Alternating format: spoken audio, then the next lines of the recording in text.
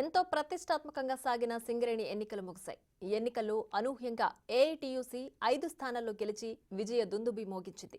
నువ్వా నేనా అని సాగిన సింగరేణి సమరంలో పోటీ కేవలం ఏఐటీయూసీ, సిఐటీయూసీ మధ్య సాగింది. అయితే అధికారంలో ఉండగా 2 సార్లు గెలుపొందిన టీజీబీకేఎస్ ఈ ఎన్నికల్లో మాత్రం ఎక్కడా పత్తా లేకుండా పోవడం ఇప్పుడు చర్చనీయాంశమైంది. సింగరేణి సమరం ముగిసింది. ఎన్నికల్లో మొత్తం 11 ఏరియాల్లోని 84 పోలింగ్ కేంద్రాల్లో 94.15% పోలింగ్ జరిగింది. 6 చోట్ల ఐఎన్టీయూసీ, 5 చోట్ల ఏఐటీయూసీ ప్రాతినిధ్య సంఘాలుగా విజయం సాధించాయి. అయితే 2 సార్లు అధికారాన్ని చేజిక్కించుకున్న బీఆర్ఎస్ అనుబంధ సంస్థ టీజీబీకేఎస్ ఈసారి జరిగిన పోరులో మాత్రం బోల్తా పడింది. ఆయా ఏరియాల్లో అత్యధికంగా ఓట్లు సాధించిన యూనియన్ని ప్రాతినిధ్య సంఘంగా గుర్తిస్తారు. అందులో భాగంగానే ఏఐటీయూసీ సంఘం సింగరేణి గుర్తింపు సంఘంగా విజయకేతనం ఎగరవేసింది.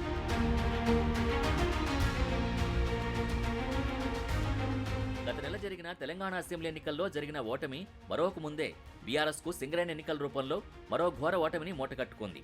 వాస్తవానికి సింగరేణి ఎలక్షన్స్ లో తమ సత్తా చూపిస్తామని బీఆర్ఎస్ చెబుతూ వచ్చింది. అందుకు తగ్గట్టుగానే ఎమ్మెల్సీ కవిత సైతం కావలసిన ప్రణాళికలు రచించారు. కానీ అవన్నీ బూడిదలో పోసిన పన్నీర్లాగానే మిగిలాయి. ఆ సంఘం అగ్రనాయకుల రాజీనామా, వారి పట్ల కార్మికుల్లో ఉన్న వ్యతిరేకత ఆ సంఘం ఓటమికి ప్రధాన కారణంగా నిలిచింది. పైగా కొన్ని ప్రాంతాల్లో కనీసం ప్రచారం కూడా లేకపోవడంతో టీజీబీకేఎస్ బోర్లా పడింది.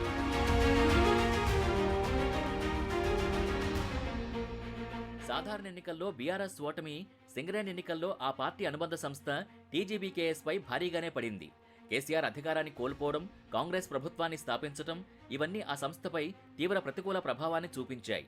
దానికి తోడు ఆ సంఘ నేతలపై కార్మికుల్లో భారీగా ఉన్న వ్యతిరేకత కూడా టీజీబీకేఎస్ ఘోర ఓటమికి ప్రధాన కారణాలుగా చెప్పొచ్చు. అందుకే 11 స్థానాలకు జరిగిన ఎన్నికల్లో ఒక్కచోట కూడా దక్కకపోగా డిపాజిట్లు కూడా గల్లంతయ్యాయి. పోటీ మొత్తం ఏఐటీయూసీ, సిఐటీయూసీ మధ్య సాగింది.